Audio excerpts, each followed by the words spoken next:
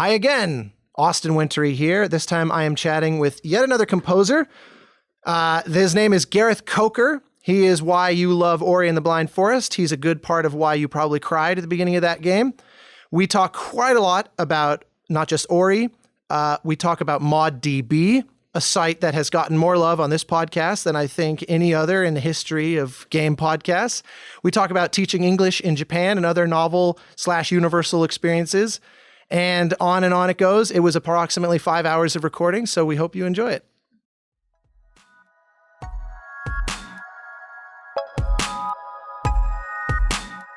Welcome to The Game Maker's Notebook, a podcast featuring a series of in-depth one-on-one conversations between game makers providing a thoughtful, intimate perspective on the business and craft of interactive entertainment.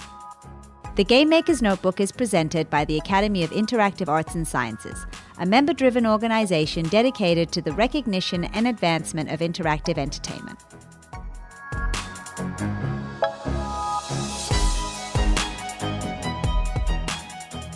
Gareth, Hi, Austin. how are you? I'm pretty good. I'm glad we're through this is like 2 days before E3, and I think Calm before both the of us storm. are through the crunch period and getting everything done for E3. So I'm like, this week has been a quieter week, Yeah, you look, relatively you speaking. look pale and sickly, which means the crunch is just past. I mean, or you're British.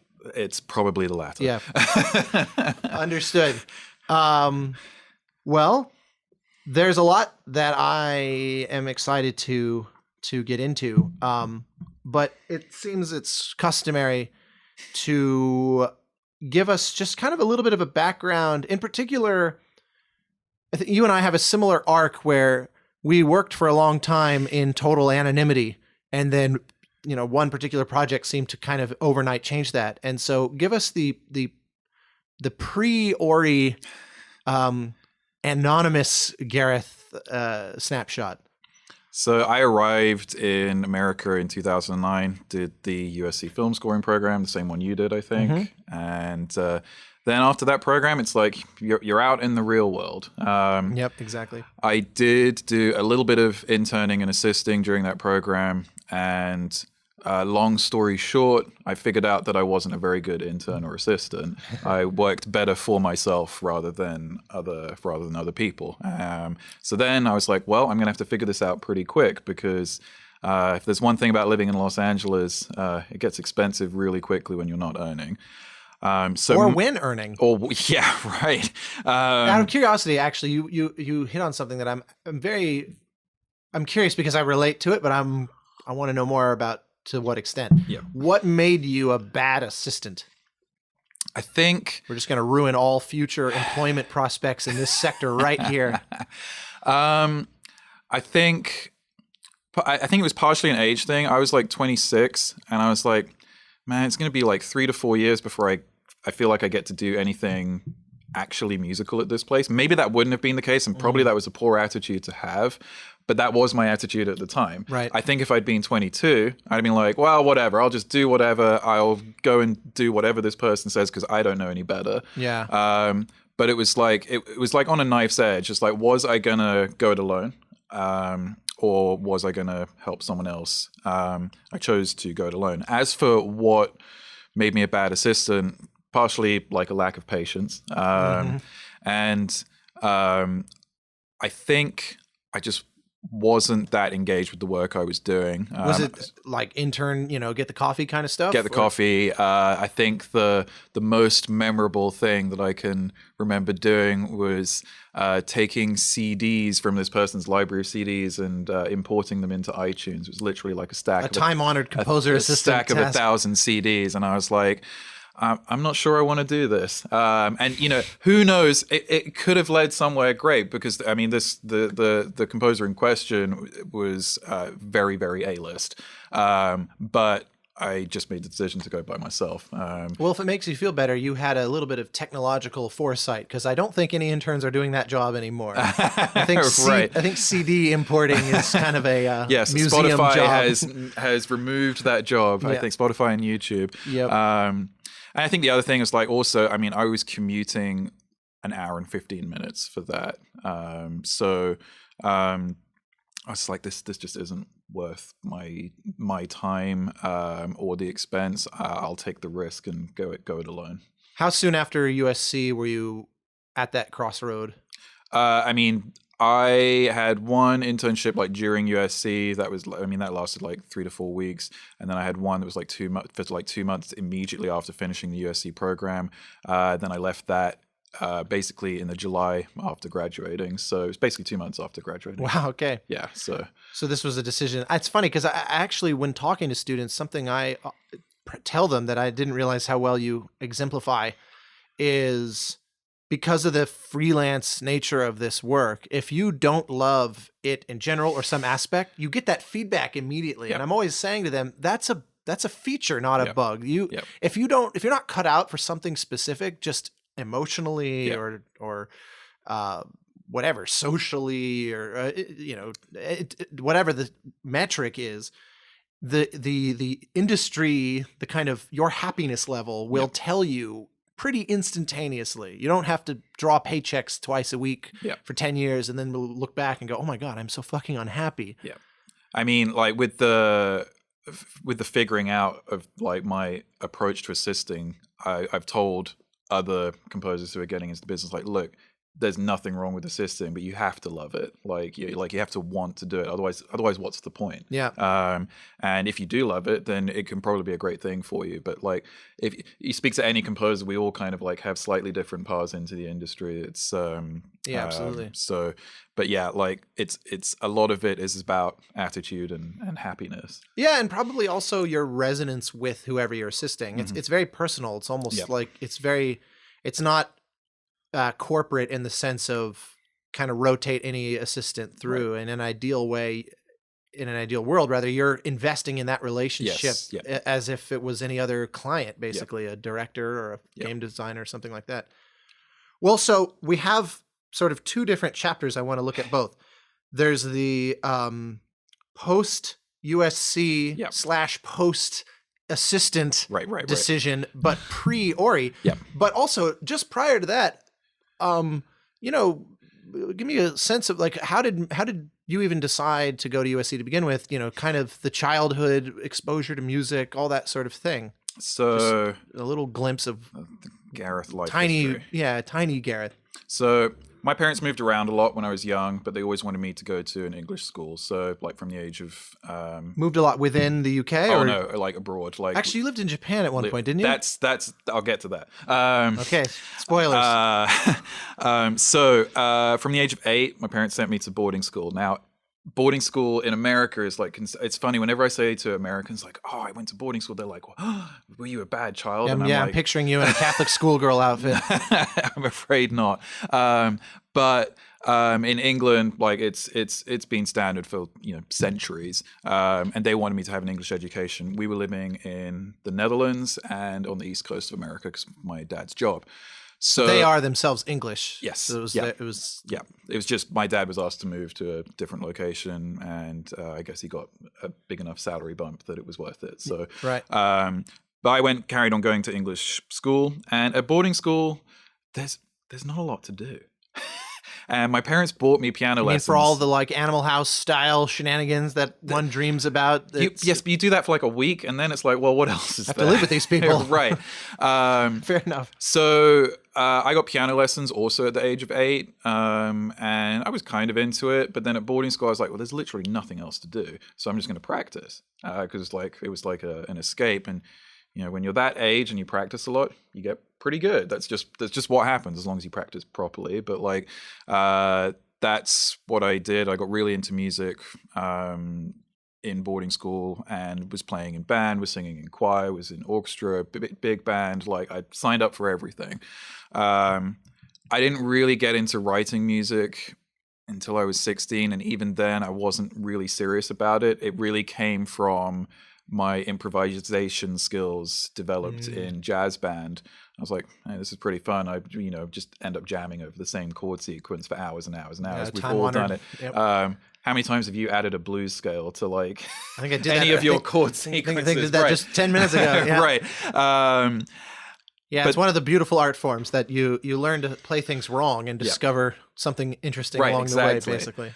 So then, but actually, Yeah. I'm curious to, because it's funny, you represent it in this very blasé, like, well, because some people, there's a lot of classic tropes as to how composers got into it. There's the old fashioned like rock and roll. I did it for the women. Right. There's like there's still lurking around. There's those kinds who were trying to impress somebody basically, and then there's others that it really is just this obsession they're fanatic about, or it's like the parents who just force it by sheer will onto you, and you're kind of like, what else was I gonna do? So that was the case at the beginning with the composing part of it, which came from the improvisation. I found that I really enjoyed improvisation. So that's the spark, because it was an escape. Like Got it's like it. I can do whatever I want, and no one can really stop me right now. Yeah. Like as long as I'd be appropriate. But then from playing in a band, that would also develop onto just jamming on the piano by myself. Instead of being limited by sheet music, I was like, well, I can do whatever I want, because your harmonic vocabulary increases exponentially when you're playing, like, especially in jazz. Oh, yeah. Jazz music.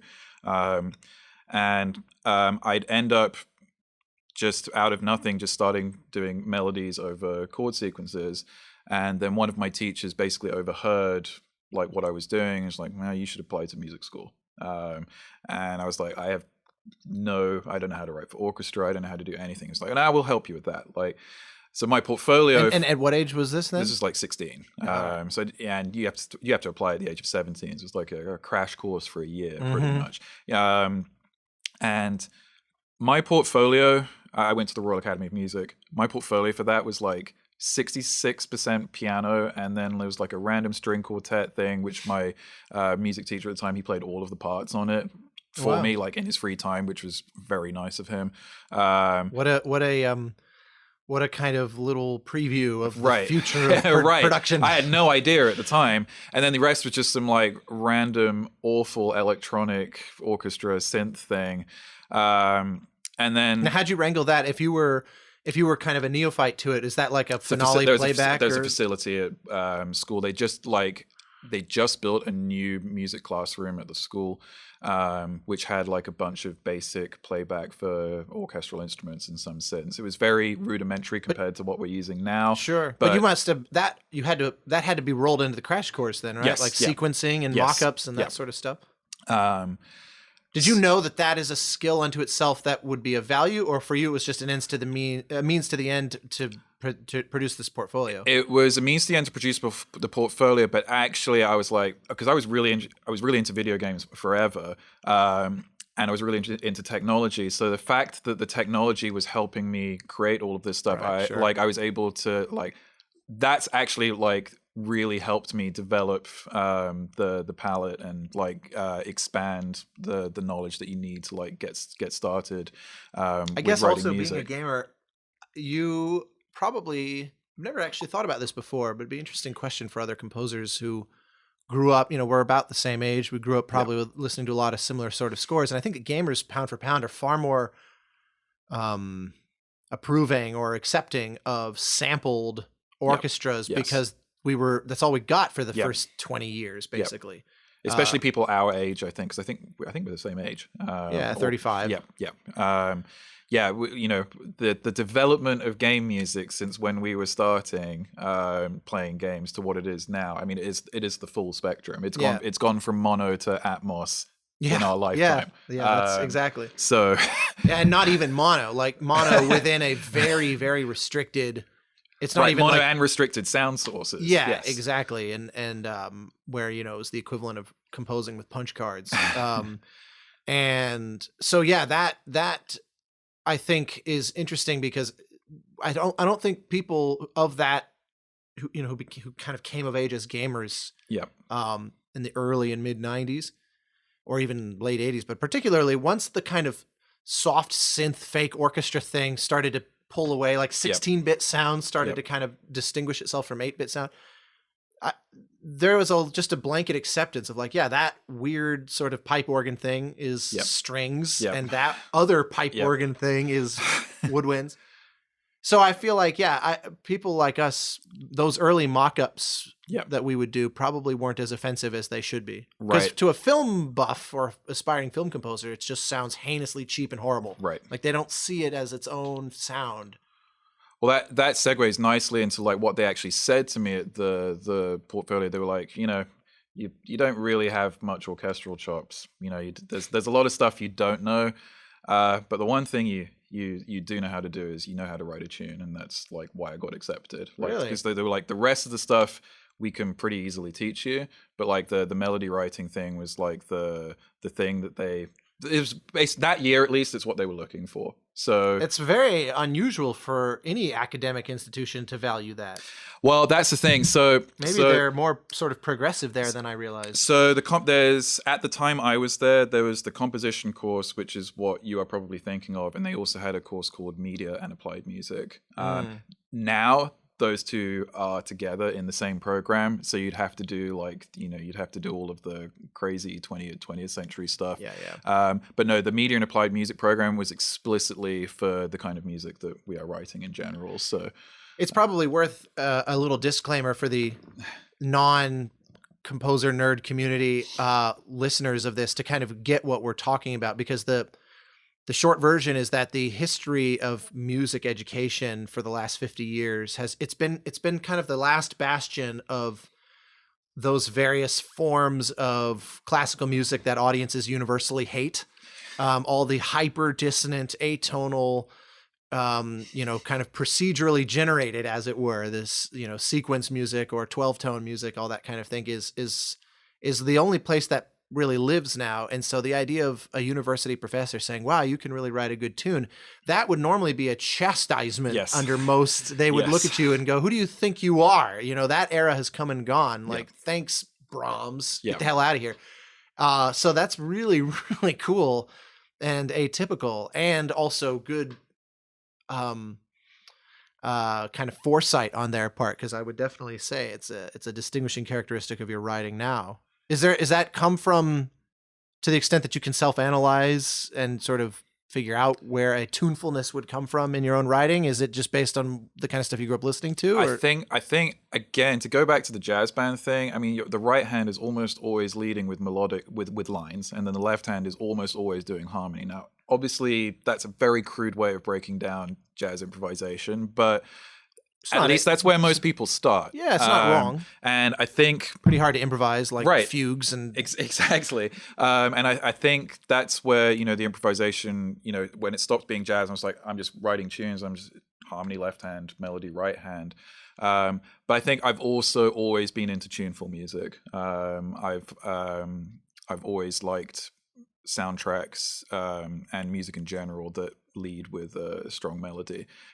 I'm either one or the other. It either has to be like the most crazy texture, and a texture can be an identity in itself, or it has to be melodically led. And anything that's kind of waffling that's in between, I don't really like. I'm like, can you just decide what you want to do? Do you want to present the melody, or do you want to present this crazy texture? But that's just me. No, I'm with you on that. So yeah, I mean, and it's the way I write too. I usually try and find a line, and then build around it. It's rare that I start with a chord sequence. I usually, because once I have the line, you can put any old chord sequence underneath it with enough work. So well, plus I'm often accused of being kind of retrogressive, I guess, in this, or regressive, because I'm the same way. I think the audience, the listener, whether it's a gamer who's hearing your work incidental to playing the game, or it's someone listening to a CD or whatever,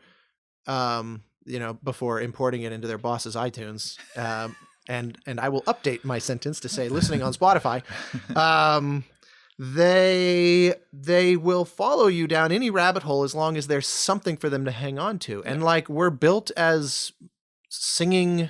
Our inborn musical instrument is the monophonic human voice. So like, to me, it seems kind of obvious that melody would be by far the easiest thing for someone to track through all kinds of crazy roller coasters. And so it's like, you sound like this 19th century romantic to say, melody really counts, but it's like, go to any Hollywood Bowl, the best film scores of all time. Are any of them like texture studies? And I mean, it's pretty rare. Planet of the Apes is probably the only score ever that seems to consistently land on those kinds of lists that is essentially totally devoid of melody. But otherwise, yeah, it's all about the hook. The hook. Like, has pop music taught us nothing? That's such a big thing.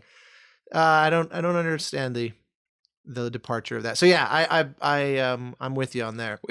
That's another brilliant segue, by the way, because you mentioned the hook and you mentioned pre-Ori Invisible Gareth. Yeah. So the reason I'm interested about hooks is because I worked in trailer music pretty much almost exclusively, as well as doing some smaller games before Ori came out. But like trailer music is what paid my bills. Yeah. Before. Now, how'd you get into that? I had a friend who was at boarding school who worked at a trailer editing company and they needed music. So you're always my favorite go-to of like just someone who goes out into the world and opportunities, if you can see them in front of you, because we'll get to Ori in a moment. It's my favorite story of that nature that probably ever. But I didn't. This is the first time. So childhood boarding school, you mean? Like So we were friends in boarding school, and then we went our separate ways because obviously he didn't go to music school. But yeah, he was working at a trailer edit house, and they needed music in the UK. In the UK, yes, and they needed music. And they weren't doing it through like the classic, we'll just pick a song from a catalog. They wanted something custom. And I'm like, okay, well, what is this? And it was just some drums for like some Korean action film that was being distributed in the UK. But I did that one, and then it led to more. And then that trailer company had an office in America. And so the cool thing about it is that I was basically working with the trailer people who were cutting the trailer directly. There was no middleman. Oh wow, that's unusual. So the license was, yes, it is very unusual. Now these weren't for like the massive trailers. These are for like independent films. But that's the thing. There's like a whole market. Everyone sees all these massive trailers with the same big 2 Steps from music. Hell and But there's a whole market underneath there, and that like honestly, I think that probably saved me for like from going bankrupt like for those like 4 to 5 years, because they would come in like 2 to 3 every month. And it's a 2-minute piece of music. Right. Of course, typically 2 minutes, but with 40 trillion revisions. Nah, usually only 3 or 4. Oh, well, lucky you. Because they were cutting to the... that's why. They were either cutting to music or it was a case of rip off the temp, which they'd already cut to. But they often... there was one specific case, they were like, yeah, we can't afford to license this Led Zeppelin track. And I'm like, yeah, I bet you can't. So they were like, how close can you get? And I'm like, well, I don't want to get sued. But, we can put a guitar and some drums and we'll just see how it's feel. They wanted the vibe. They didn't need the actual song. Right. So I'm just like, let's match the tempo and we'll probably get everything to fall on the right beats and the rest is done. So there's like lots of little jobs throughout the year. So between that and selling music on royalty-free music websites, which actually I got in just before like everyone was getting in. Yeah, before the massive market glut. Right. And yeah, that has added up. I don't do the custom trailer stuff anymore. But between that, royalty-free music, and I have some stuff on library music albums too, I was able to have an income and not worry about paying the bills. Yeah. Now this is work that no one really has ever heard because it just ends up on TV somewhere or in some random theater. But that's the thing. You have to survive. Absolutely. And a lot of people, because we have, there's a few household names, right? John Williams, Hans Zimmer, Danny Elfman. There's a few folks that, and then, there's the list right below them that a lot of people know. Yep. Alan Silvestri, Howard Shore. They're not necessarily...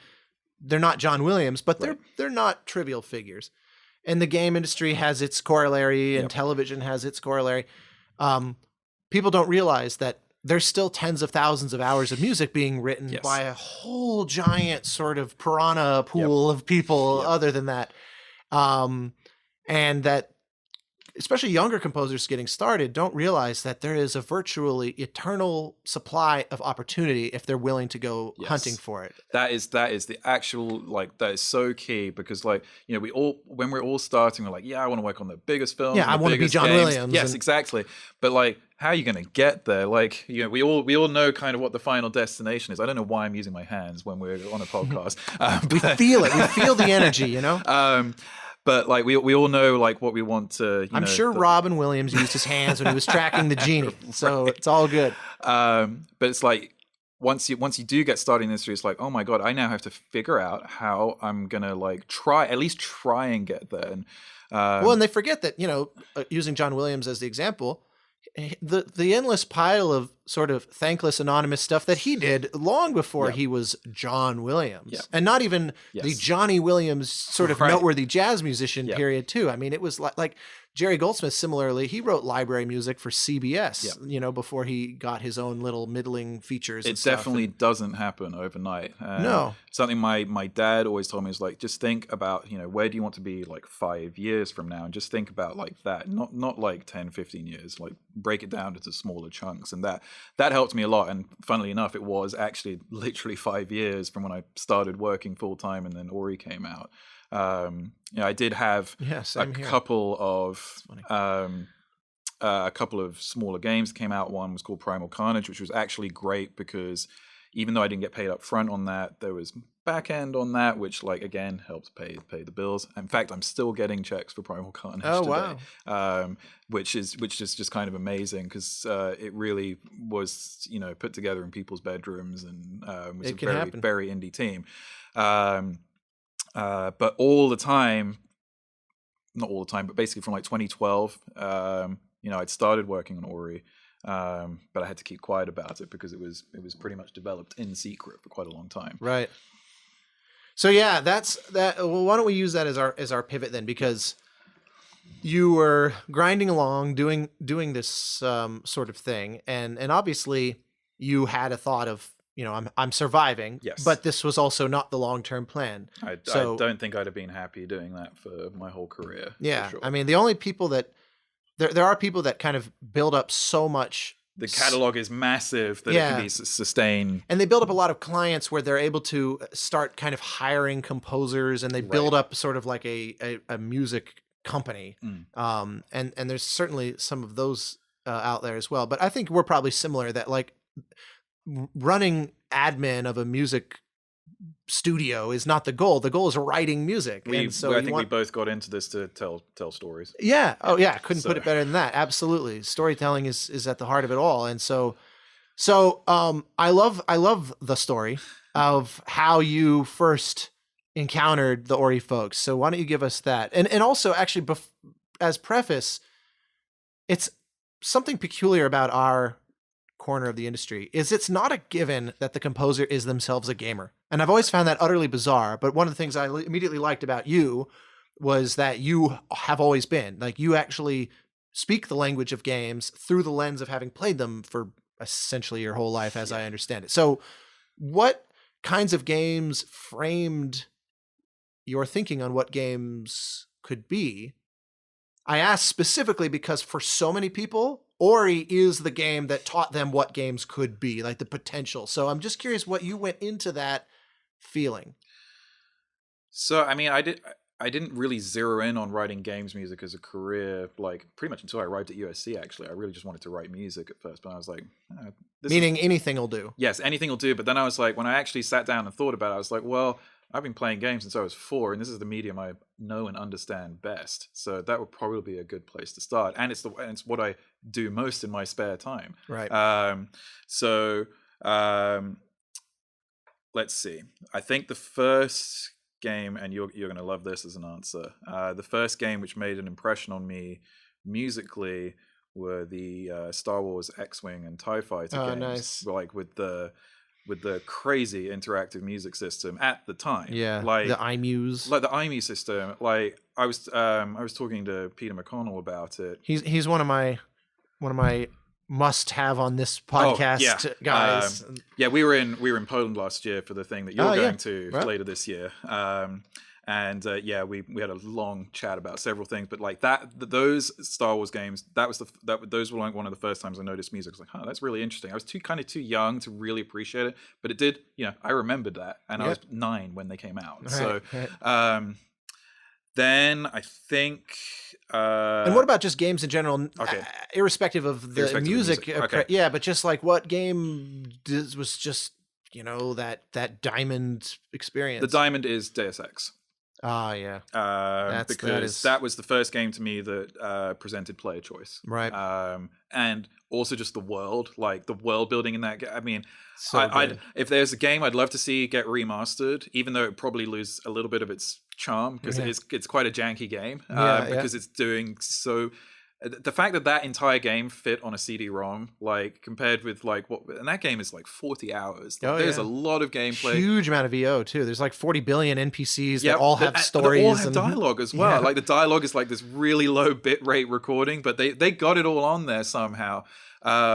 But I think I played through that game 5 or 6 times in the space of like 4 years. Yeah. Because I felt like even if I wasn't, I felt like I was missing something, and it was such a compelling world at the time. I was it still is. I'm going to go and explore it again. Like I can remember so many locations from that game.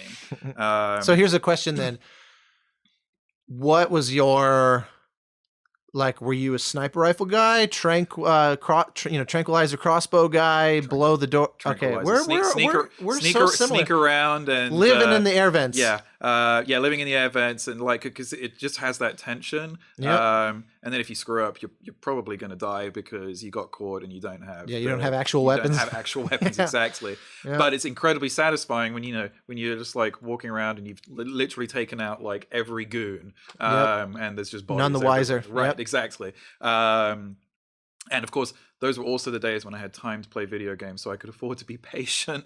I know. Now I'm like Florence, 1 hour. I'm in. Now I'm more shooty than I used to be because it's quicker. Yeah. But that was the game that really like opened my eyes as to like, wow, this is like what games really could be. And very memorable hook from our friend Alex Brandon. Yes. Yeah, I mean the score is amazing too. Like it's just a game that if people usually ask me like what's your favorite game ever, that's probably like what I'm going to jump to because I just have so many great memories. And I think one of the things I'm looking forward even now when I'm playing games, like because we're in the open world era of games, like these massive games. But what I want when I'm playing, I want memories, like, and I like with all of the content being thrown at us, I'm like, yeah, it's amazing, but what am I going to remember from this experience? Because it's all very well playing something for 60 hours, but what is the point of that 60 hours if you can't, like, to coin the phrase that you said earlier, if you can't take something with you? I mean, I get that the idea of a more open world game is that the player will hypothetically find themselves in a situation where they inadvertently or intentionally kind of create that themselves. Yeah. And there's definitely something to that. And God knows, I mean, I was huge into EverQuest about that same time as Deus Ex, and had those moments. I still remember certain moments as if it was like a real, visceral moment. But I'm with you. For me as a gamer, storytelling is there's a subtle. I think where I go. I think you can have both, but I think some people, and it depends on what mood you're in, you want either something that is handcrafted for you or handcrafted by you. Right. But you might not want both of those, and you might be in the mood one day for Hellblade, which is definitely handcrafted for you. Right, of course. And then you might be in the mood for Destiny or something like that, which is mostly that's player agency right there. But there's kind of two different things, and I don't think there's been the game yet which has blended those two things yet with I mean, the sheer volume of content needed. I mean, you obviously have Skyrim and things that or Horizon Zero Dawn that those just throw as much as possible into it, but which is circling back to music, those kinds of things pose such insane challenges, because to me it's all, I don't like systems driven scores. I like bespoke, crafted. Right, you want to score every cutscene for Mass Effect. I think we had this conversation like a couple of years ago. Like, I want to do every cutscene and have its own like ebb and flow. You need as big a budget for the score as the entire rest of the game combined. Because you're like, well, look, if you have 90 hours of gameplay, obviously you need 90 hours of music. I mean, that's just intuitive. I just need 25 years and about $15 million. Yes. And then we got it in the can. And yeah, and we're good. No, I agree. Mass Effect is always my go-to of like it's the Kobayashi Maru of game scoring because it is truly unwinnable. You have a game that's niche enough that they couldn't possibly justify the budget to greenlight the production assets, but then it's so sprawlingly gigantic that and with such rich world building that it's like I can't stand the fact that every time I go back to the Citadel, it's the same fucking queue. But what else are they going to do? Like they're boxed in, you know. I mean, there's already hours of music in there as it is. So it's that okay. So going back then, tell us about ModDB and your whole amazing tale there. So Thomas Mahler, the director of Ori. I don't know what he was doing on ModDB, but here's one thing about Thomas and the studio at Moon. They're really, really good at recruiting and looking in the deepest, darkest places on the internet for talent. You're all beyond recruited off ArtStation. of 4chan. Right. They will go anywhere. Thomas will go anywhere to I guess going on 4chan is like the equivalent of finding your pilot in the Mos Eisley Cantina. So, exactly. you know. Yes. So I had a profile on ModDB. Basically, when I left USC, I put my music like on God knows what website. Like I was just like, if I put it somewhere, someone might listen. You just never know. Kind of throw a dart and see what sticks. It's as valid a strategy as any. And yet, amazingly, so few composers do that. They either think the world's just going to find me. I'm going to make my website. Like they don't realize, like when I'm fresh out of school, AustinWintory.com is the lowest value URL on all of the internet. Like it's just, but I think a lot of people think, well, I went through all this education. Doesn't the world see? If I make a Twitter account, people will just follow me, right? Yeah, exactly. Yeah. Build it and they will come just by default. Yeah. So this, I'm always encouraging everyone, just be unapologetically everywhere that you can, and engage and talk to people. And so I was pretty active on ModDB. I quite enjoyed the idea of the website. It's it's where people either between jobs or like in their spare time would go to create mods for games. And so I stuck some of my music up there, and then the piece that Thomas liked was a piece from a 4-minute student film that I did at USC. Wow. And it's like this super ambient thing. There's literally there's a pad, there's a pulse, a piano, and a plucked thing, and that's about it. And your magnum opus. Yeah, pretty much. He contacted me literally out of the blue and said, "Hey, I've got this game. I like your stuff, and we've got a prototype of this game. Would you like to play it?" And I was like, "Okay." And had you done any games? I know that some stuff came out before Ori, like you said, smaller indie stuff, but had you actually done them yet at this point? At the time, I was working on Primal Carnage, but it wasn't finished. And was that the first one? There was In Momentum was officially the first one, and I was also kind of working on that, but these kind of all happened at the same time. Yeah, understood. But there's a little bit of overlap. But I hadn't finished the game. But the process and kind of the workflow and all that. I had zero experience. Yes, but it wasn't 100% alien either. No, I did do a couple of student games as well at USC, but it was like a couple of tracks basically. Not a full score. Sure. So anyway, he sent me the prototype, and being a gamer, I play a game and I can tell within 10 minutes if I'm going to like the controls, how it feels. I can tell if love has been put into it. I think anyone who's played games, you kind of just know when you're in safe hands, when you start the game. It is rare for a game to start off really well and then just completely lose it. It does happen because budgets and deadlines and whatever, but I played this. I played the prototype of Ori, which, by the way, that prototype looks nothing like what the game ended up looking like because they just didn't have the time or the money. It would be hard to imagine a ragtag team making a game that looks like that. It was all abstract colors and tones and shapes. It was still very colorful, but the detail on the art just wasn't there. Sure. But the controls were there, and the gameplay was there, and the level design was there. And I played it, and I was like, I'm going to do this because they didn't have any money for me to do the prototype. But what Thomas said is if you do the prototype for us, I'll pitch it. Thomas had worked at Blizzard before going it alone, and he had a lot of good contacts. And he was like, I'll pitch it to various publishers, and if we are successful with a pitch, then you can do the music for the game. And he kept to his word. but it was literally a random email out of nowhere from a profile that I created on a website that, in the grand scheme of things, isn't a huge website. It's not a small website, but it's not like it's. You're the only person. I never Right. even heard of it until I heard this story. Well, the there you first go. time. There you go. So, yeah. I mean, you even said it's like people between jobs, and Yes, it's like I exactly. picture the sort of second life of of like people just sitting there commiserating at a bar together, and then in walks this guy that's like Yeah. the cloaked figure that says, "Just take a chance on this, and maybe something will happen." And then of course, But that turned out okay. the funny thing is, I mean, I can trace back every job I ever had to ModDB Well, in games. So so then.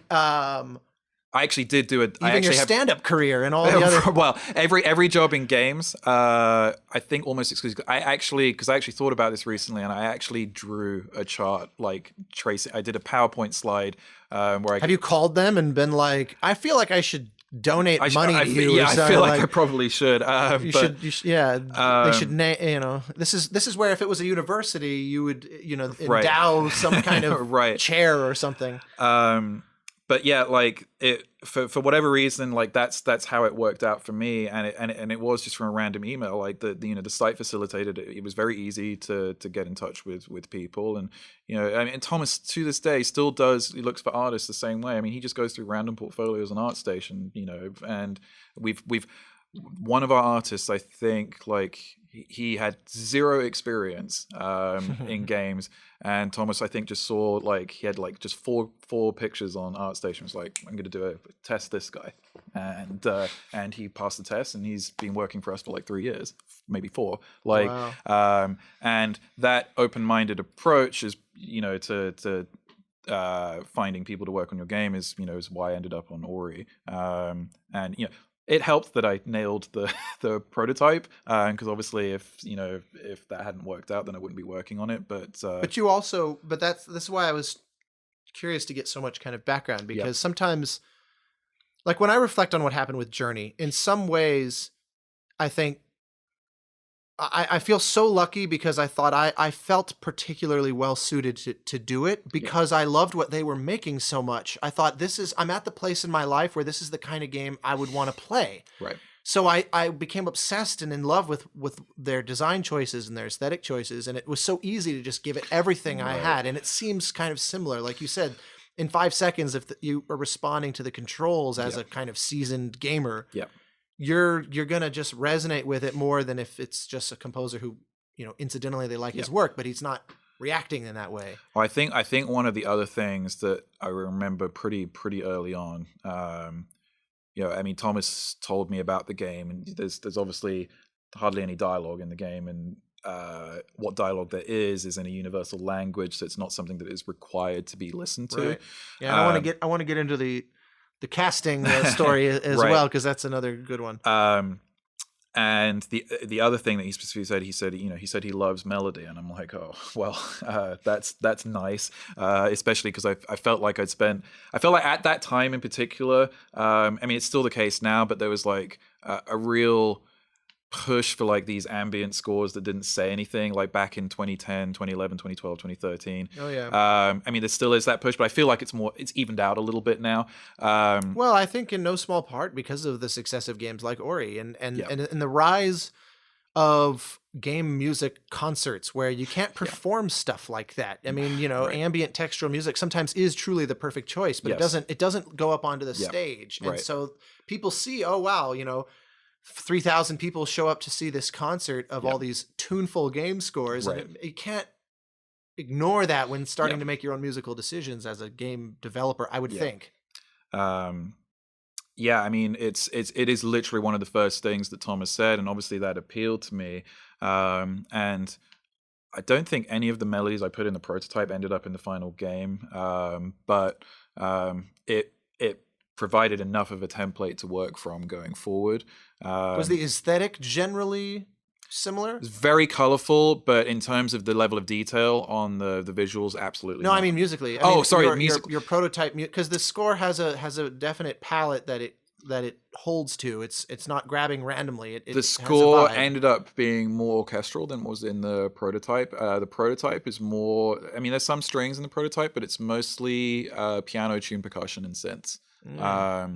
A lot of pads, because that's what I felt was appropriate. Because the piano is still really important in the score. yes, the piano is super important. I mean, everyone on the team, like whenever I do something, even for the new game, whenever something like comes in with the piano, it's like we love the piano. So I'm like, So is that encouragement from them more than it's your own? I think Fixation. I mean, now I'm like kind of bound to the DNA of the first game. Of course. Like I'll try and push it in new directions, but every so often there's like, there's a time when you need to kind of bring it out.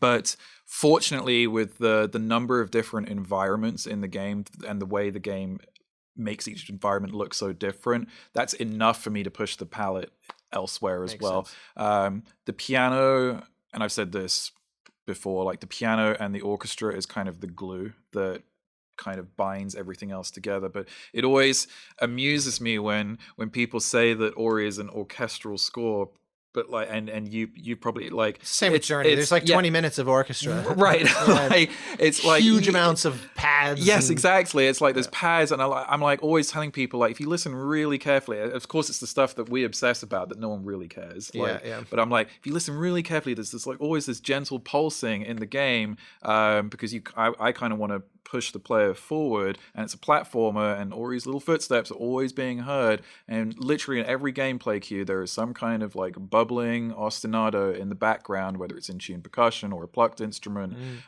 Even actually in the wind area, it's a bansuri ostinato just in the background. Like there's always something in the background, but no one actually hears that. They just hear like soaring strings. Yeah, exactly.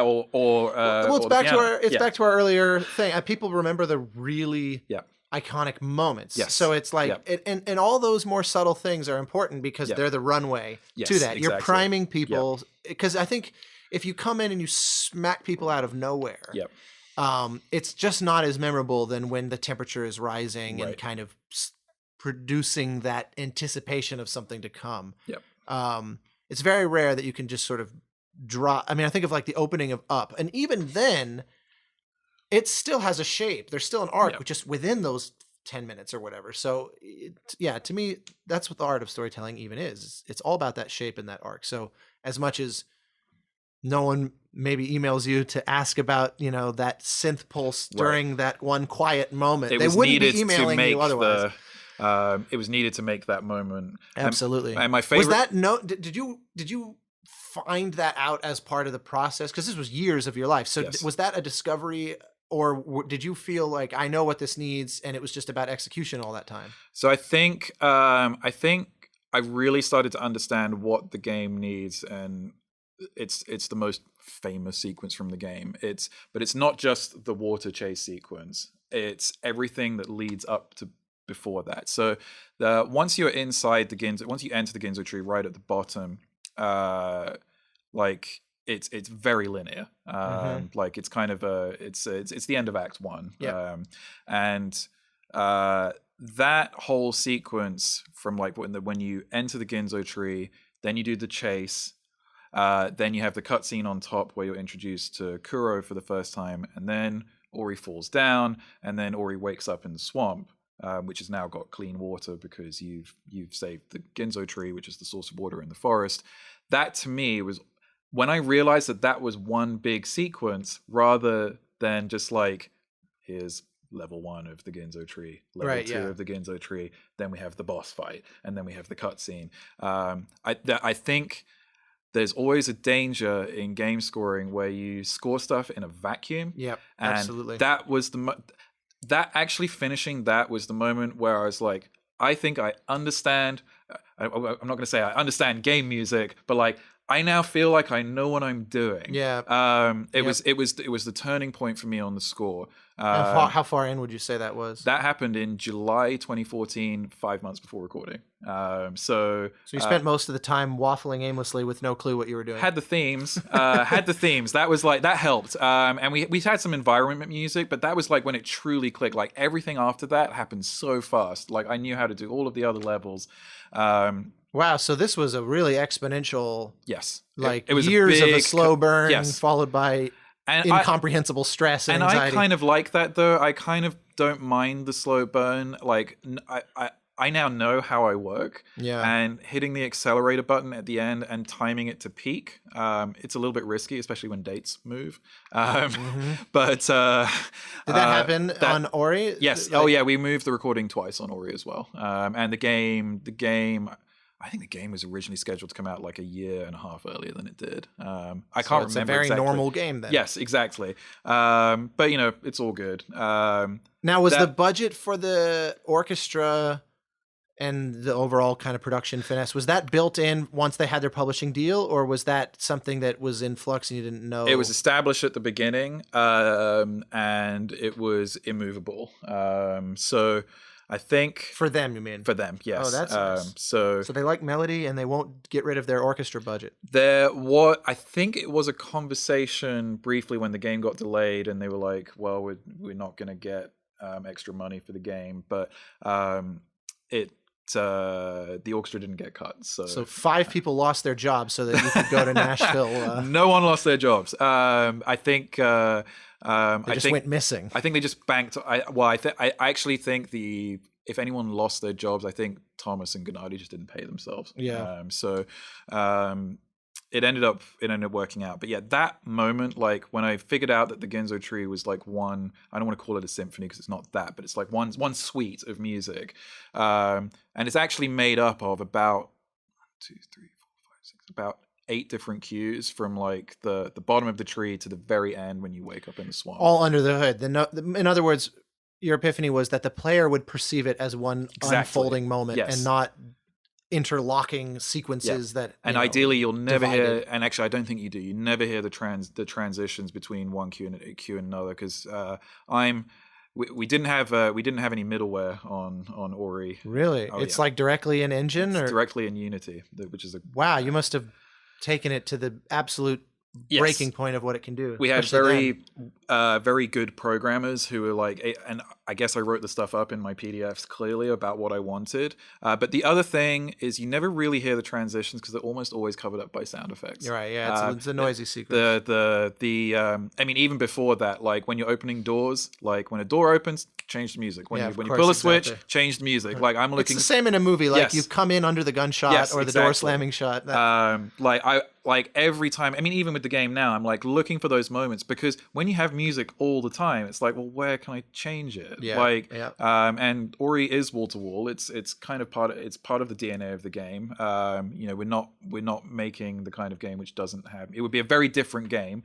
It would feel very different, and you could make it that way, like if we made it like Inside or something. Yeah, exactly. But we're not making that game. It's it needs I hope on ModDB somewhere someone is making the Playdead style Ori remaster that's just horrendously depressing and more depressing than the first act than it is anyway. Yeah, exactly. Well, yeah, it's just all like muddled color. Right. Not that there's any real disparity between those two in terms of difficulty. Right. I always love using Ori as an example for people when talking about true victories in game design, and that the controls and also just the kind of gameplay death respawn loop is so satisfying, because to me, punishing really hard games with a long loading time. That with long loading to make you think about how bad you suck. Yes, I'm looking at Bloodborne. Yes, or to me, Cuphead was the real, because I was one of those. I loved it. I loved so much, overwhelmingly everything about it, and yet it was so fucking hard. And the fact that you have to wait more than 4 seconds. And I got a pretty stacked gaming PC, and I still was just like fuming with rage at all my failure in life. And it was like, you start going to this mode and you're like, I'm probably not good to the people that I care about, and I could be a better boyfriend. And then it's like you start going places and you're like, I think this game is turning me into a here's where I can like show my youngling Anakin. I can show my nerddom, because you mentioned Cuphead, and I A+'d the hole. God damn it. This interview is over. I love that. So for me, that game to me is just pattern recognition. And well, yeah, absolutely. So easy mode is more difficult than medium to me. Because like it's just a different pattern to me. Now I haven't tried hard mode, but it probably just requires more controller dexterity once I see the patterns. Did you ever play Super Hexagon? I have not. I have it, but I have not played it. Well, let's talk after you've suffered through that for a little while. Because it also is purely pattern recognition. Yep. And I watched Terry Cavanaugh, the creator, play it at an event once in front of an audience to showcase the game. And it was like watching Data on Next Gen, where his hands are all blurry. Have you seen if you've ever been, I lived in Japan, and like those people playing the Beat Mania games or like the pop and music, and it's just like they're just like moving. Again, I'm moving my hands on a podcast, but like they're moving their hands so quickly.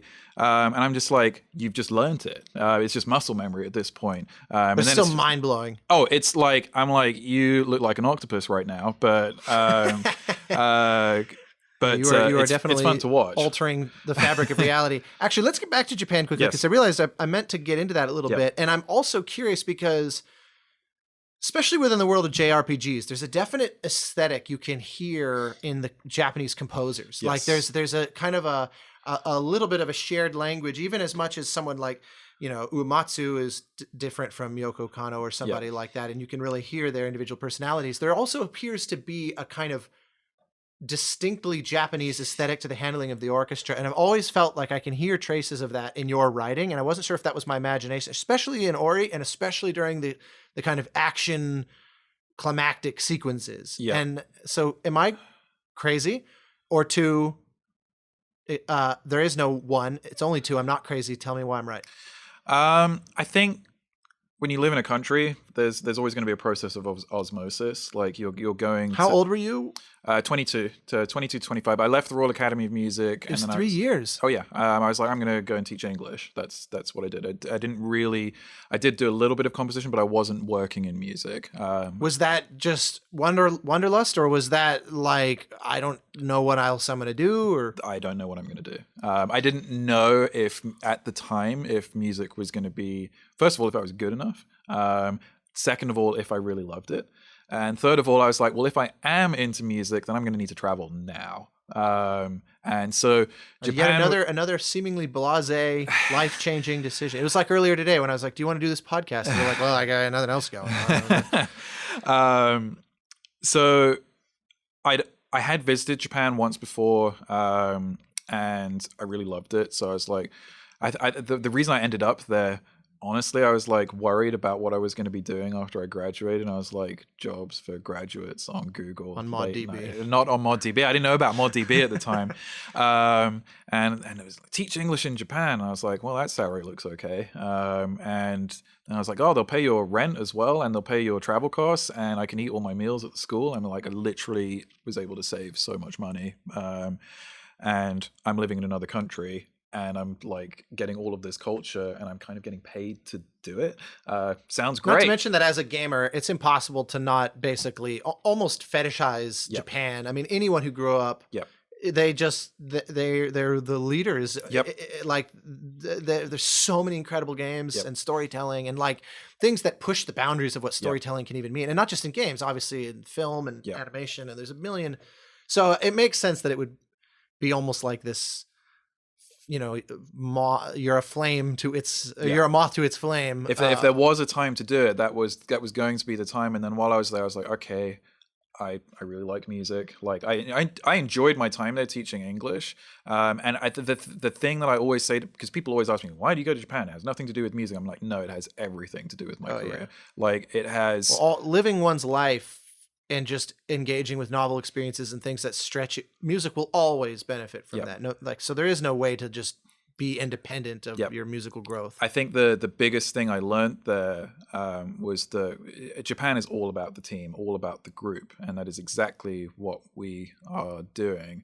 And I was there to teach English. They did not give a shit about my music, and that was probably the best thing for me at the time, because for pretty much my whole life up until then, family, friends, I was like the best musician in boarding school by far. Like, especially as a composer, you're always a rare breed. Unless you grow up in Hollywood or something, exactly. You're always like the weird novel creature that people love to trot out. Look at my genius. Yes, exactly. And it's just like, and you get a false sense of where you're really at. And Japan like brought me right back down to earth. And I was there to teach English, and the two things. Not to mention the like per capita musical prodigies. I was like, I mean, the kids there are really, really good at music, and I was just like, well, I'm not even here to do that. So, but I learned not only the value of helping the group, because that is what we do. We are part of a team. We're not just, much as we like to think of ourselves in our ivory towers and composing away, we are part of a team that is telling stories. Now I'm not telling stories while teaching English, but I still have to work with a bunch of other people. And the other thing that really helped was I was very, very shy growing up.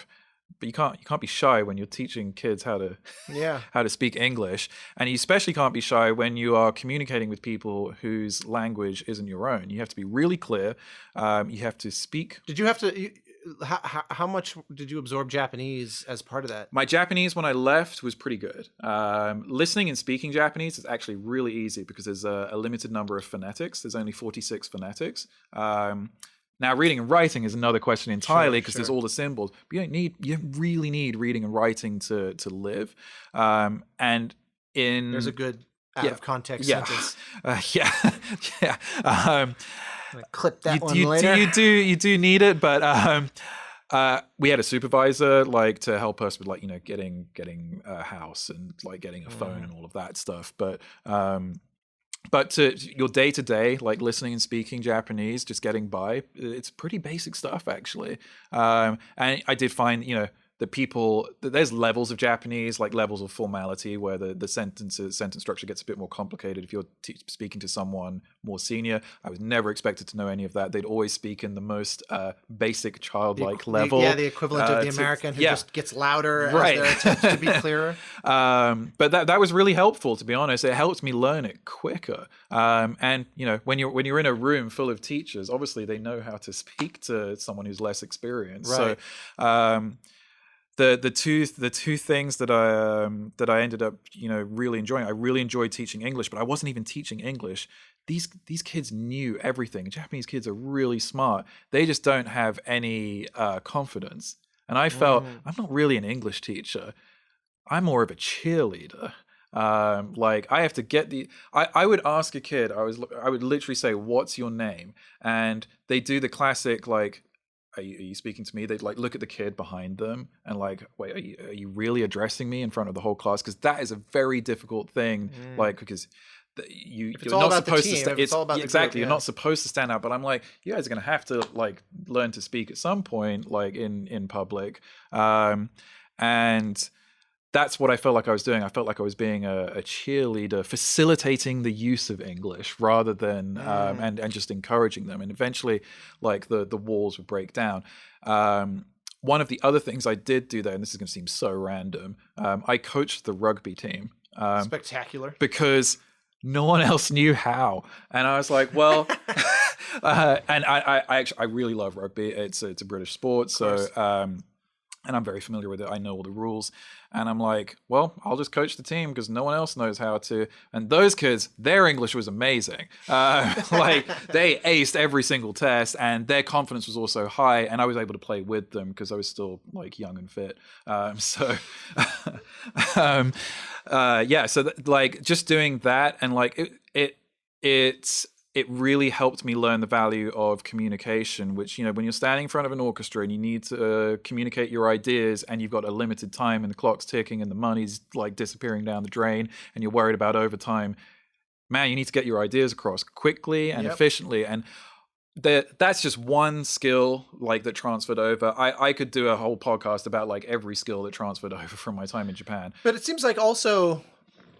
the root of the original question was also just, it seemed like aesthetically, almost culturally. I mean, because clearly, you're going to get an enormous amount of practical world experience. Plus, anyone who lives amongst people that think differently from them, there's just no way around that basically being a universal net gain. I just don't know. I've ever heard some story of someone that's like, I did an exchange program and I'm just a shithead now. Right. I mean, it there's always just benefited. Yeah, there's just no bad version of that I mean, I'm sure there is someone's going to find one now and I'm going to hear about it.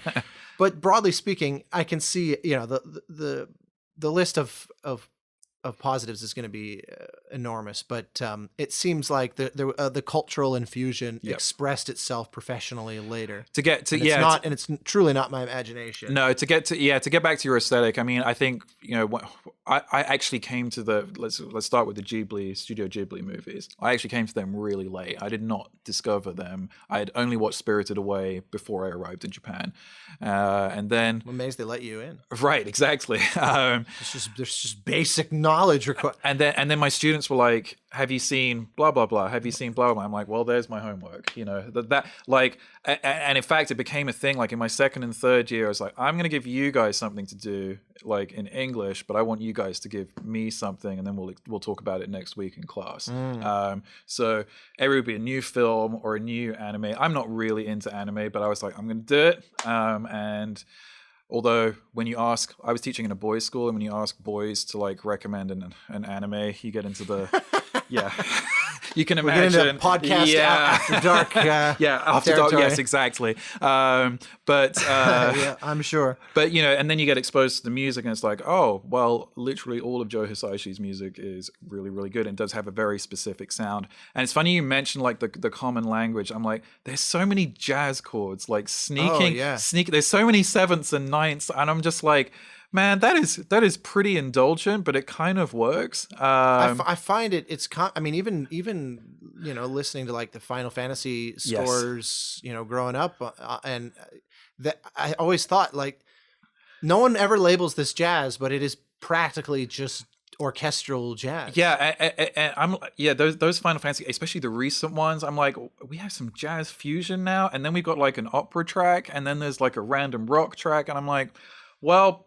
Okay. Sometimes it goes too far for me. I feel that, but it is. But the earliest stuff, I know where you're coming from. Like the earlier stuff, especially like 7, 8, 9, and even 10. Like those soundtracks, like the language is very consistent and the style is pretty consistent. But like the amount of jazz harmony that's in there, or rich Ravellian chords, I would say, and it does kind of like peak up in like other Japanese media too.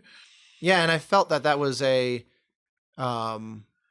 it's not that your music sounded or sounds like that as if this was all Right. But I remember while playing, because I never listened to the score to Ori other than little bits and pieces, but I played it pretty soon after it came out.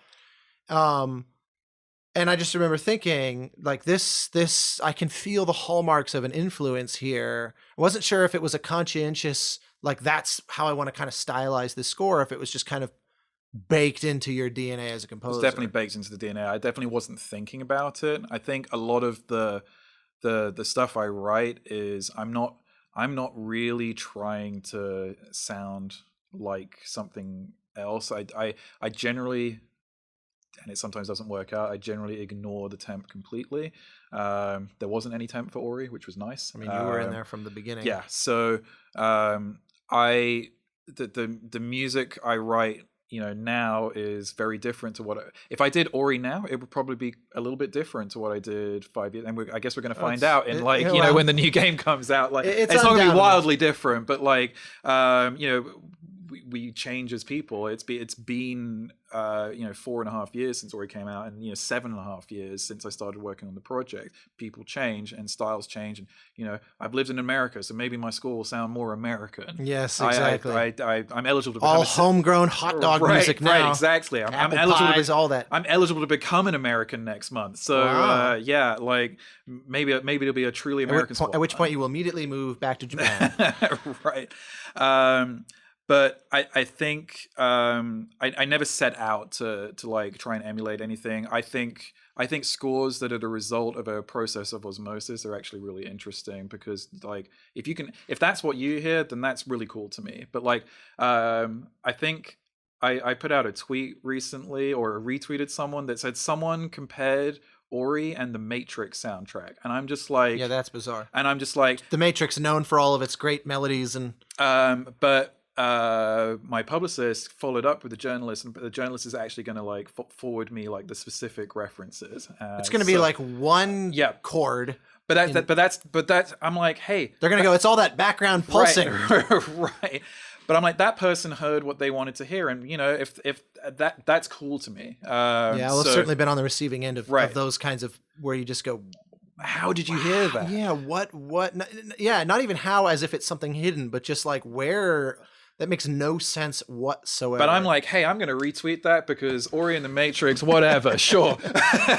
Yeah, no, for sure. Well, so I mean, there's a lot I want to hit on. I'm gonna see if I can kind of lightning around this. I think there's a funny story. I'll bring myself into the narrative a little bit because I'll never forget.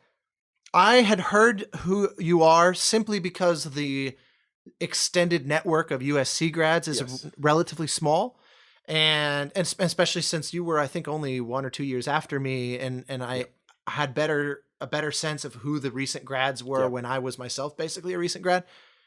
And so I knew your name, and we were probably friends on Facebook, but I didn't know you. And then one day you called me out of the blue and said that you were looking for a mixer referral because you were working on this game. And I'll never forget, you said, look, I've made a career. I'm paraphrasing you here. Because I'm realizing I probably sound like an ass, so I'll make clear this isn't exactly how you said it, but I'm just gonna double down. So you're like, oh, so I've been working a lot, but it's all trailers, and I'm kind of above that, you know. No, you said I'm used to mixing things myself, normally as a function of budget, but I have a little bit of money, and it just seems like that would be a reasonable thing to spend money on. What are your thoughts? And I had been working with this mixer who I just adored, who. You know, my team is a combination of people, you know, about my same age who I think of, you know, we're like riding, you know, like shotgun relative to each other in our careers, where you want to have one of these 50-year spans, hopefully together.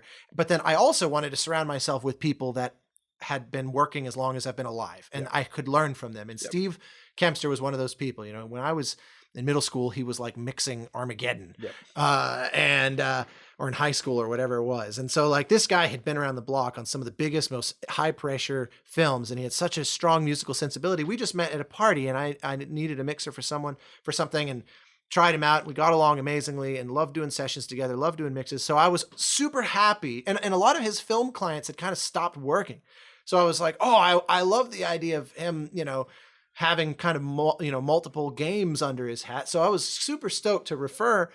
And it obviously worked out great. He mixed Ori sounds super amazing. And then the funniest thing, you very graciously give a special thanks to me in the end credits. And it has never failed to amaze me how many people messaged me to go, oh my God, I heard you did the music for Ori and the and I was like, what the fuck? It's funny because there's how literally music by. Yeah. There's like a giant music department, and it's like you have to ignore an hour of credits before you get to the bottom of the special thanks. I'm like, who's even still watching by that point? Right. The most hilarious.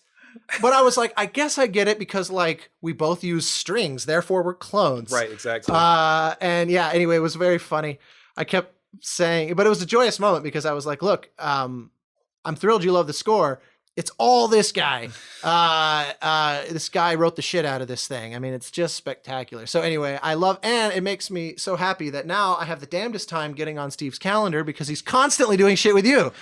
And so that makes me really, really happy that two talented people managed to hit it off to that extent. Well, I mean, like, I was in a bind at that point because for Ori, I was doing everything, and it was partly a budget concern. I do have much like you. I have a team, and I had a team out there to help me with the recording, but I didn't have anyone helping me with orchestration. Right. I did all the notation. I did all the parts. Yep. And like. Never again. Never again, but I'd never done that before. Right. I'd never run a session for a score. Like, and there I was. I mean, we arrived in Nashville. I was still preparing parts, and no one could help me because I was the only one that I hadn't. It was too late for delegation. Yeah, exactly. So I was like, well, there's only one way this is getting done, and it's me staying up all night. Alex, my conductor, and Zach, like it's my second set of ears, they just went to the bar because what else were they going to do? And it's Nashville, so shortage of But bars there was me, and then the ultimate metaphor came up because it was like there was a massive thunderstorm. Like the night before the recording, and you like, realized, the thunderstorm is all one cue. right? I get it now. But like I was doing everything, and I was like, I'm not going to be able to mix as well. Like, I mean, I probably could have, and it would have been fine. But like, just being able to like not switch off completely, but just like take a step away from the project. Well, and let someone hear it who doesn't have years worth of all this built up bullshit that biases like, oh no, that little third note in the middle of the chord is everything. And if I lose, and they're like, no, this is what counts here. And I knew I was, you hit on that really well. Like I was kind of aware that would be a problem.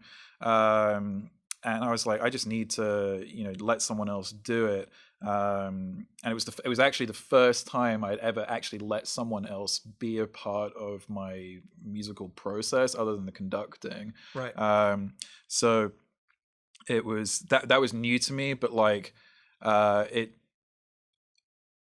what I was worried about was like I put everything into that score, and if Ori hadn't been successful, I don't know what would have happened afterwards. There's an alternate universe where Ori isn't successful and I'm back in Japan teaching English, probably. Like, no, I totally get it. I have no like, idea. Everything riding on it. Like, yeah. Well, that's the thing, and it's another lesson for students or people getting in. Like, I tend to believe you should approach every project as though it's because you just don't know. I mean, in the case of Journey, I remember thinking we made the game we set out to make, but it's so different from the so-called mainstream that I don't know if anyone's going to embrace it.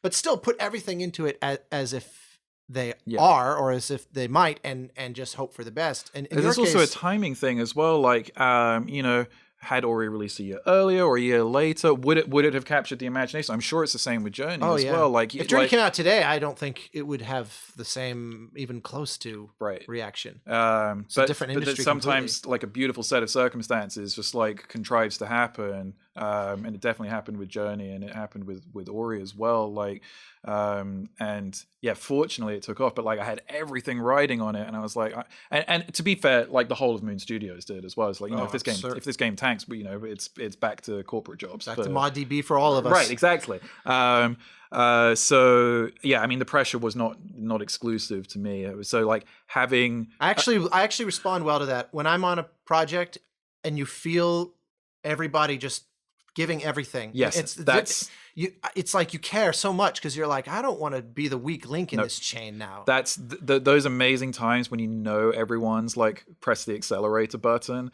like it's time to ship. Like we're with that on the on the second game. It's time to ship, and like the accelerator button is all the way to the floor, because there's a lot of like figuring stuff out, but then we could add this and we could add that. Oh, that's a cool monster, let's add that. That's a cool ability. And then it's like we got to finish the game, and now it's time to cut and cut and cut, and that the once you make those cuts and then everyone like knows what the game is, knows what you have to do to finish, and then everyone's moving in the same direction, it's kind of cool to get that acceleration. So I'm with you. Like the pressure, it's both. I think on Ori, it was the first time for me like I'd ever felt that kind of pressure, so it's like a bit scary. Now I kind of have been through the ringer once. I kind of know what to expect. It's a little bit easier to handle, and it is very cool when everyone's like on the same wavelength at the end. There's a special kind of synergy that happens in the teams that are really tight and have good leadership and know what the final destination is. Well, it's lucky though, because sometimes sequels suffer because all the magic came together on the first one, and then something about those circumstances turned out to be the reason why. People are in different places in their life. Some people leave and their chemistry is now missing, and it's not uncommon that sequels just don't have that spark even close. So it's nice to hear that you're feeling so good about it. I mean, it's one of the there was some turnover after Ori 1. I like there's because people got offered jobs. It's inevitable. Well, but Well, let me stop you because I want to lightning round some things. Oh, okay, go for it. Especially because you also were someone who was offered jobs, and there's been a proliferation of Gareth Coker work in the post Ori world. One that we could easily talk about, but I'll let people go listen to the annotator of the ARK Survival Evolved score. I love it, and it's a great testimony to your thematic writing, because there are times where I'm sitting here and I'm trying to do something and the back of my head is going da, na, na, na, na, na, and I'm like, God damn it, leave me alone. So really, really great score. People should go check out. One I want to ask you about, because it's also great and I know nothing about it, and it's a good chance that people don't know either, is Mean Greens, because it is the most infectiously fun thing ever musically. And that struck me as one of those where I thought, this is a small game that you're injecting an enormous amount of life into, where you have a shot at really raising the production to a whole new level. And so just, we don't need to get too far into it, but I just want to know a little bit about that, because it's one of those that I just love. So Mean Greens was the second game from the guy who made Primal Carnage. He's like, I want to make this fun, wacky shooter with the army soldiers. And I was like, that sounds... the classic toy soldiers on the little stand. And I was like, that sounds absolutely wild. And I was like, well, what kind of music do you want for it? And he referenced all of this Pixar and Disney stuff. And I'm like... that's gonna sound terrible if we do it like just in the box. And when in like specifically the kind of Randy Newman big bandy thing, that's what. And I was like, wow, if I'm gonna do this properly, I need to get it recorded. But this is like the lowest of low budget games. So I talked to the game director and we came up with a deal where I would get paid on the back end based on the game's sales. I was like, okay, I did the math, and I was like, then I contacted... How many units equals... Yes, exactly. And I was like, okay, well, if that seems like a realistic target. And then I was like, okay, well, let's see how quickly we can get this recorded.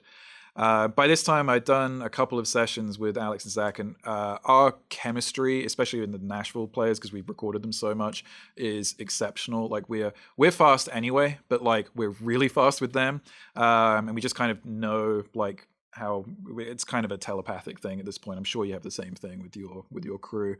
That's why you stick with them. We recorded the entire score for Mean Greens in 4 hours of recording time, which is really stupid. But like it's literally because it's 60 players. Like and that score really has no. That game does not have the budget for 60 live players. But I was like, whatever. Ori's just come out. Things are looking a bit better. I'm probably going to be okay. I don't have to go work. This is where you're stupid. Most people go develop like a Coke habit or whatever, and you're like, I know, 60 players on Mean exactly. But I was like, you know what? You only live once. Like, what? I get a chance. I'm pretty sure like the chances of me getting to even write like this again are going to be quite rare, because it's not really a style of music that is asked for very much, and it's completely off. One of the tracks is literally called Off the Rails. I mean, the whole game is off the rails. It's bonkers. Yeah. I mean, one of the levels takes place in a bathtub and there's rubber ducks going around. It's Capture the Flag. Like and I did a take on Ride of the Valkyries for the music. Like it's Ride of the Valkyries crossed with Pirates of the Caribbean. I mean, it's deliberately paying homage to all. It definitely references a lot of stuff, but I was like, this is just fun. This is like it's actually what I needed.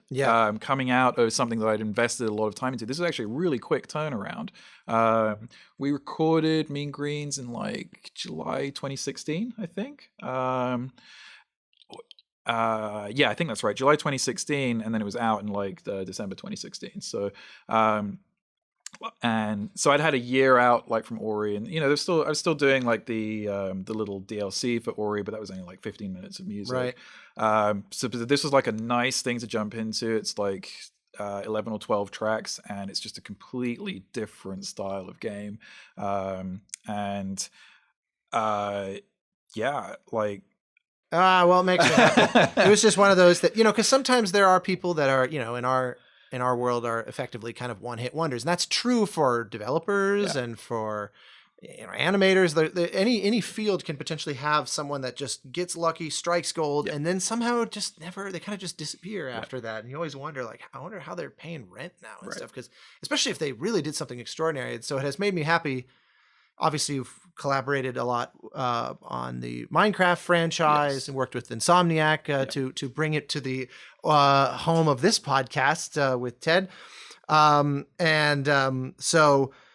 Obviously, the next Ori is coming soon. By the time this is audible to people, I'm betting it will still not be out, but never underestimate the evil, nefarious Academy of Interactive Arts and Sciences and keeping us under wraps here. You can't hold us down. So yes, we will avoid spoilers. I know that you're one-upping everywhere you can on the next one. I'm sure it's going to be really exciting. One last thing I just want to hear your reflection on is, because you tapped on something that is always wonderful to hear about. You mentioned this concert in Poland that you did last year, where it was a whole concert of your music, and you were sharing the festival with Peter McConnell, who is one of both of our, I literally have the Grim Fandango vinyl sitting about 4 feet away from us right now, like that, childhood heroes of both of ours. And certainly, speaking for myself, becoming friends with him is one of those surreal windfalls of my career going, okay, because I think I've practically worshipped this guy for like 20 years, and now I get to call him a friend, and that's utterly surreal. And so similarly, seeing his music celebrated in this way, and then having your own, side by side, just give us a sense of what that was like and how it felt. And also hearing music that was written to come, in overly reductive terms, to come out of little speakers in someone's room or in their headphones somewhere, up on stage in a grand scale in front of hundreds or thousands of people. So it's funny because that concert, like I just didn't know what to expect going in. It was the first of it's worth mentioning also. This was a big gamble on their part as well, because they had launched this whole new kind of concert. Brand new event completely. And Ori had been performed. There's a suite of Ori that has popped up here and there, but never a whole concert.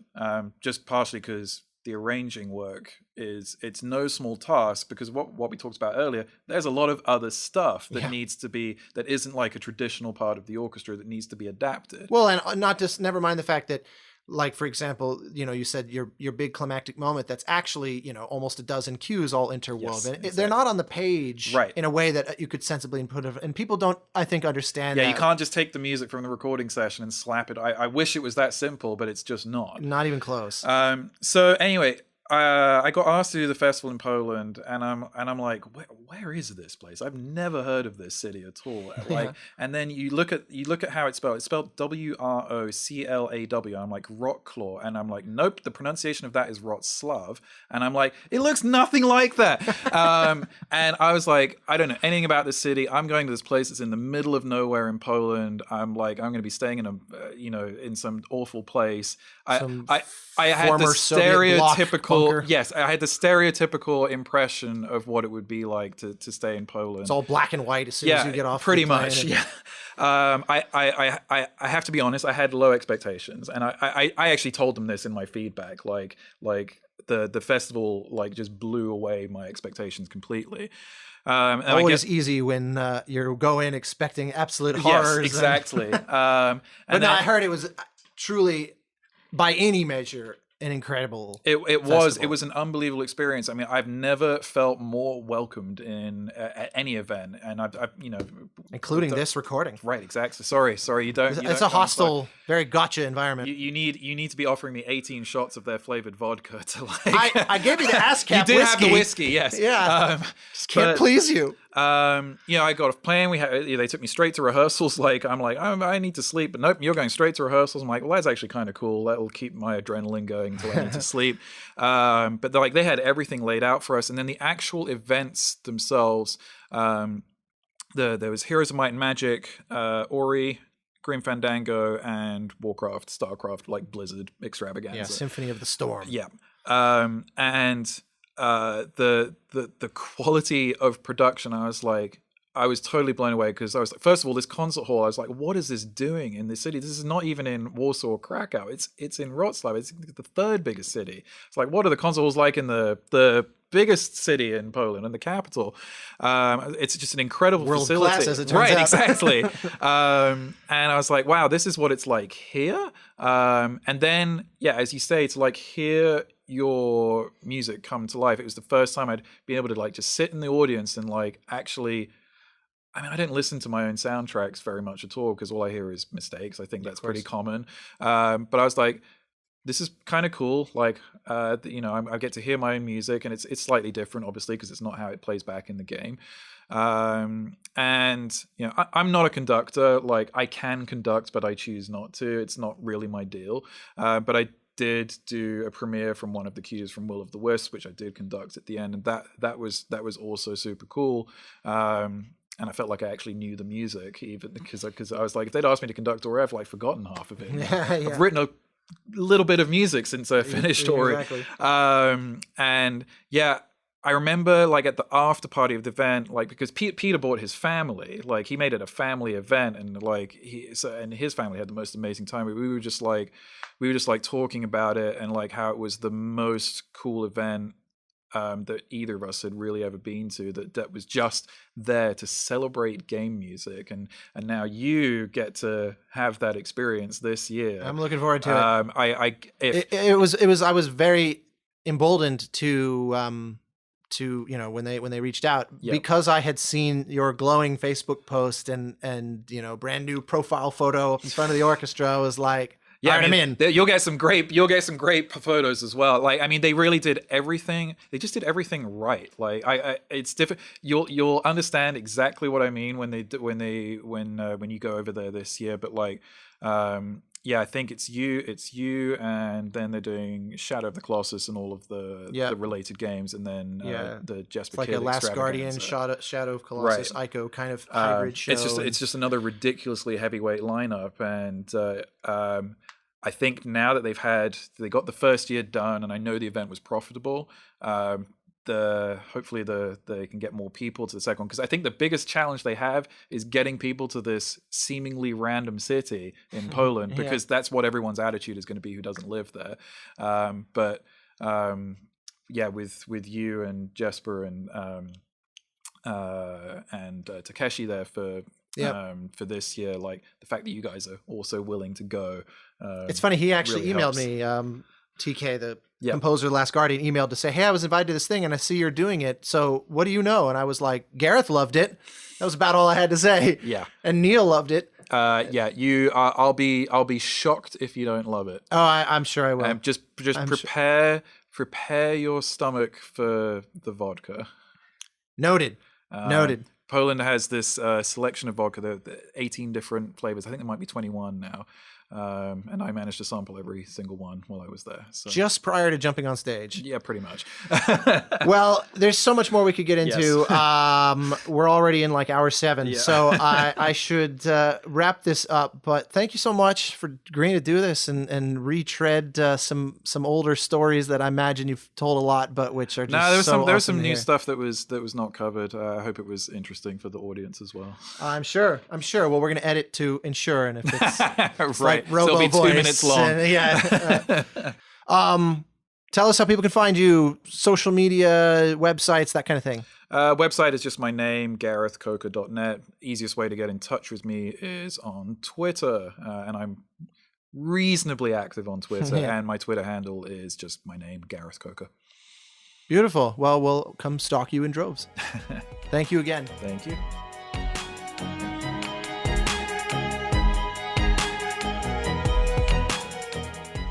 Thank you for joining us for the Game Maker's Notebook. For more information on the Academy of Interactive Arts and Sciences, our podcasts, and our other initiatives, please visit www.interactive.org.